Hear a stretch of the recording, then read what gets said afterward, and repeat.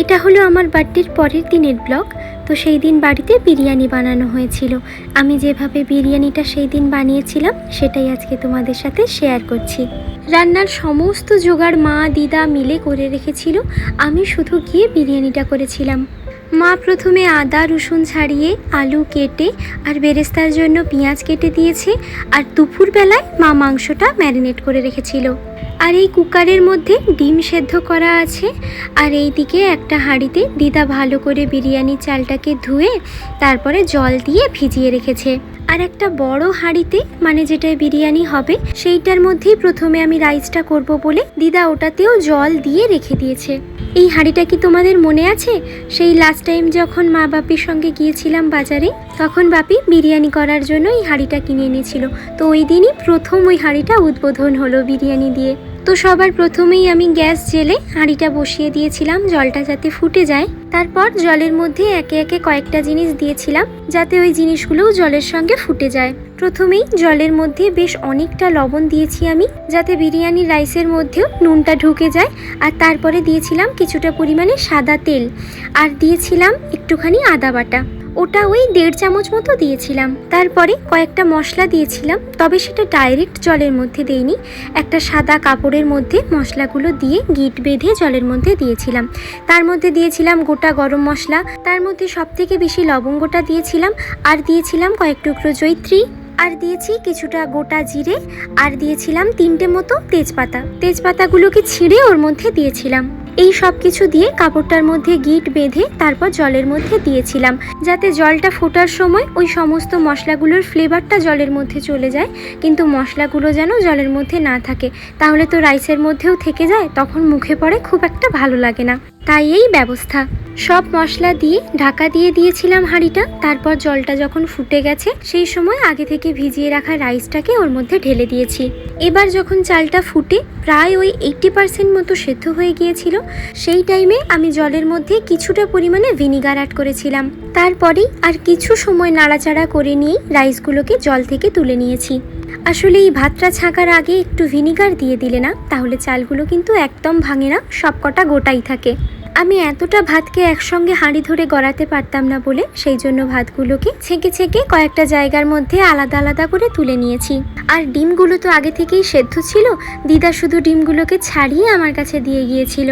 তারপরে আমি ওই বিরিয়ানির হাঁড়ির মধ্যে বেশ অনেকটা সর্ষের তেল দিয়েছি। তারপর তেলটা খুব ভালো করে গরম হয়ে যেতে ওর মধ্যে সমস্ত ডিমগুলোকে দিয়ে দিয়েছি। আসলে আমি ওই একটাই বিরিয়ানির হাঁড়ির মধ্যে পুরো রান্নাটা কমপ্লিট করেছিলাম। এবার তোমরা চাইলে আলাদা করেও আরেকটা জায়গাতে ডিমগুলো ভেজে তুলে রেখে দিতে পারো, তবে আমি একটা হাঁড়িতেই সব প্রসেসগুলো করেছিলাম বলে সেই জন্য আমার কিন্তু বিরিয়ানিটা করতে একটু টাইম লেগেছিল। তোমরা যদি আলাদা আলাদা জায়গায় করে এই ভাজা আইটেমগুলো করে রাখো তাহলে কিন্তু অতটাও টাইম লাগবে না, একটু তাড়াতাড়ি হয়ে যাবে। তারপরে সব ডিমগুলো ভাজা হয়ে যেতে সবকটা ডিমকে একটা জায়গায় করে তুলে রেখে দিয়েছি। এখানে বলে রাখি, আমি কিন্তু ডিমগুলোকে এমনিই ভেজেছি, মানে কোনো লবণ বা হলুদ ছাড়াই, কারণ এর পরপরই তো ওইটার মধ্যেই সব প্রসেসগুলো হবে, তো সেই জন্য ওই তেলটার মধ্যে আমি তখনই নুন ইউজ করতে চাইনি। ভাজা ডিমগুলো তুলে নেওয়ার পরেই ওই তেলের মধ্যেই আমি পেঁয়াজ কুচিগুলো দিয়ে বেরেস্তা করে নিয়েছিলাম। আর ঠিক এই কারণেই আমি ডিম ভাজার সময় কোনো লবণ ইউজ করিনি, কারণ ওই তেলের মধ্যে লবণ থেকে গেলে তো বেরেস্তাটা খুব ভালো করে ভাজা হতো না। আমার পুরো বিরিয়ানির প্রসেসের মধ্যে এইটাই সব থেকে লেন্দি প্রসেস লাগে, কারণ বেরেস্তাটা ভাজতেই অনেকটা টাইম চলে যায়। সেদিন বড় বড় 2টো থালা ভর্তি করে বেরেস্তা ভেজেছিলাম। এবার সেদিন আমি যতটা বেরেস্তা ভেজেছিলাম তার মধ্যে কিছুটা, মানে 1/3 পোর্শন বেরেস্তা আমি ওই তেলের মধ্যেই রেখেছিলাম। তারপরেই ওই বেরেস্তা সহ তেলের মধ্যেই বেশ অনেকটা পরিমাণে আমি জল অ্যাড করেছিলাম। এরপরে আমি ওর মধ্যে দিয়েছিলাম কিছুটা লবণ, কিছুটা হলুদ গুঁড়ো, আর 1 চামচ মতো আদা রসুন বাটা, কিছুটা পরিমাণে কেওড়া জল, আর দিয়েছিলাম বেশ অনেকটা পরিমাণে বিরিয়ানি মশলা, আর দিয়েছিলাম কয়েক ফোঁটা একটু মিঠা আতর, আর শেষে দিয়েছিলাম বেশ অনেকটাই গোলমরিচ গুঁড়ো। সবগুলোকে জলের সঙ্গে বেশ ভালোভাবে মিশিয়ে নিয়ে ওর মধ্যে আগে থেকে কেটে রাখা বিরিয়ানির আলুগুলোকে ঢেলে দিয়েছি। তারপর আলুগুলোকে কিছু সময় নাড়াচাড়া করে নিয়ে আমি ঢাকা লাগিয়ে দিয়েছিলাম সেদ্ধ হওয়ার জন্য। আর যখন আলুগুলো প্রায় সেদ্ধ হয়ে এসছে সেই সময় হঠাৎ আমার মনে পড়লো আমি তখন জলের মধ্যে সব মশলার সাথে লঙ্কা গুঁড়োটা দেইনি, দিতে ভুলে গেছিলাম। সেই জন্য আলুগুলো যখন একটু সেদ্ধ হয়ে এসেছিল সেই টাইমে আবার লঙ্কা গুঁড়ো দিয়ে তারপর আলুটাকে কিছু সময় ফুটিয়ে নিয়েছিলাম।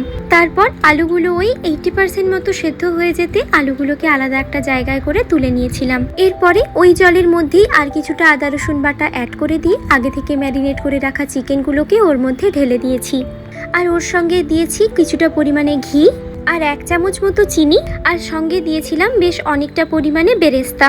দুটো বড় থালাতে তো বেরেস্তা ছিল, তার মধ্যে আমি একটা থালার বেরেস্তা পুরোটাই এই টাইমে দিয়ে দিয়েছিলাম। এরপর চাপা লাগিয়ে আমি চিকেনগুলোকে সেদ্ধ হতে দিয়েছি। তারপর যখন চিকেনগুলো 80% মতো সেদ্ধ হয়ে গেছে সেই টাইমেই আমি চিকেনের ওপরে লেয়ারিং করা স্টার্ট করে দিয়েছিলাম। প্রথমে ভেবেছিলাম চিকেনগুলোকে সব তুলে নিয়ে একদম নিচে রাইসের একটা লেয়ার দেব, তারপরে না হলে সব জিনিসের লেয়ারিং করব। কিন্তু শেষ পর্যন্ত নিচে আর রাইসের লেয়ার দিলাম না, কারণ নিচে চিকেনের গ্রেভিটা ওই 2 থেকে 3 ইঞ্চি মতো ছিল, তাই নিচে লেগে যাওয়ার চান্সটা খুবই কম ছিল। সেই জন্য একদম চিকেনের ওপরেই আমি লেয়ারিংটা স্টার্ট করে দিয়েছিলাম। সবার প্রথমে চিকেনের ওপরে যেই জায়গাগুলোতে গ্রেভি ছিল সেই জায়গাগুলোতে ভেজে রাখা ডিমগুলোকে দিয়েছিলাম। তারপরে বাকি জায়গায় সেদ্ধ করে রাখা আলুগুলোকে দিয়েছি, তার উপরে ফেটিয়ে রাখা টক দই দিয়েছিলাম। এরপরে পুরো জায়গাটা জুড়ে গোলমরিচ গুঁড়ো ছড়িয়েছিলাম। তারপরে বিরিয়ানি মশলাটাকে পুরোটার ওপরে ভালোভাবে ছড়িয়ে দিয়েছি, আর দিয়েছিলাম পরিমাণ মতো লবণ।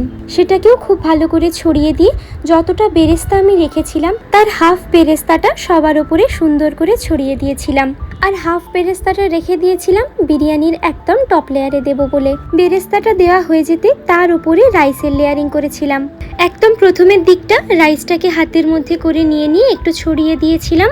এইভাবে ওই লেয়ারটা পুরোটা ভালো করে দেওয়া হয়ে যাওয়ার পরে 3টে আলাদা আলাদা জায়গায় তো রাইসগুলোকে রেখেছিলাম, তো সবগুলোকেই পরপর আমি একে একে ঢেলে দিয়েছি। শেষে হাত দিয়ে শুধু রাইসের ওপরটা আমি প্লেন করে দিয়েছিলাম। আর বিরিয়ানিতে রাইসের আমি 2টো লেয়ার দিইনি, একটাই লেয়ার করেছিলাম। এর ওপরে বাকি সব মশলাগুলোকে ছড়িয়ে দিয়েছি। সবার প্রথমে গোলমরিচ গুঁড়ো খুব ভালো করে সব জায়গায় ছড়িয়েছিলাম। প্রথমে না আমি চামচ দিয়ে মশলাগুলো স্প্রেড করছিলাম, তাতে একটা জায়গায় খুব বেশি মশলা পড়ে যাচ্ছিল আর একটা জায়গায় পড়ছিল না, সেই জন্য তারপরে হাত দিয়ে সমস্ত মশলাগুলোকে স্প্রেড করা আরম্ভ করেছি। আর মরিচ গুঁড়োর পরে বিরিয়ানি মশলাটাকে খুব ভালো করে সমস্ত জায়গায় ছড়িয়ে দিয়েছি। এরপরে দিয়েছিলাম ঘি, আর এই ঘিটাকেও যতটা সম্ভব ছড়িয়ে ছড়িয়ে দেওয়ার চেষ্টা করেছি। এরপরে দিয়েছিলাম স্বাদ মতো লবণ। প্রত্যেকটা স্টেপেই তো লবণ দেওয়া ছিল, সেই জন্য এই টাইমটায় যতটা পরিমাণে লবণ দরকার সেই রকম স্বাদ অনুযায়ী অল্প করে আমি একটু লবণ ছড়িয়েছিলাম। এরপরে কিছুটা জায়গা ছাড়া ছাড়া বিরিয়ানির রাইসগুলোকে অল্প একটু করে চামচ দিয়ে সরিয়ে সরিয়ে দিয়েছিলাম।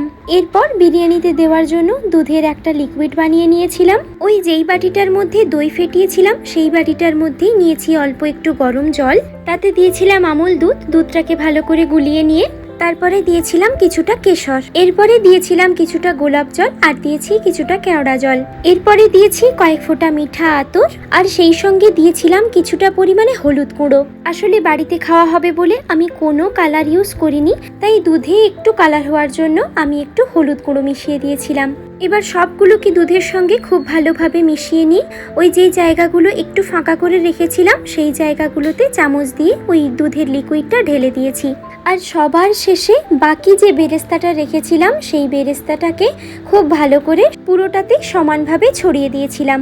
আর এই বিরিয়ানির টপ লেয়ারটাই আমার দেখতে সব থেকে বেশি সুন্দর লাগে। পুরো বেরেস্তাটা দিয়ে দেওয়ার পরে লেয়ারিংটা তো কমপ্লিট হয়ে গেল। এরপরে তো দম দেওয়ার পালা, আর তার জন্য তো হাঁড়ির মুখটাকে খুব ভালো করে আটকে দিতে হবে।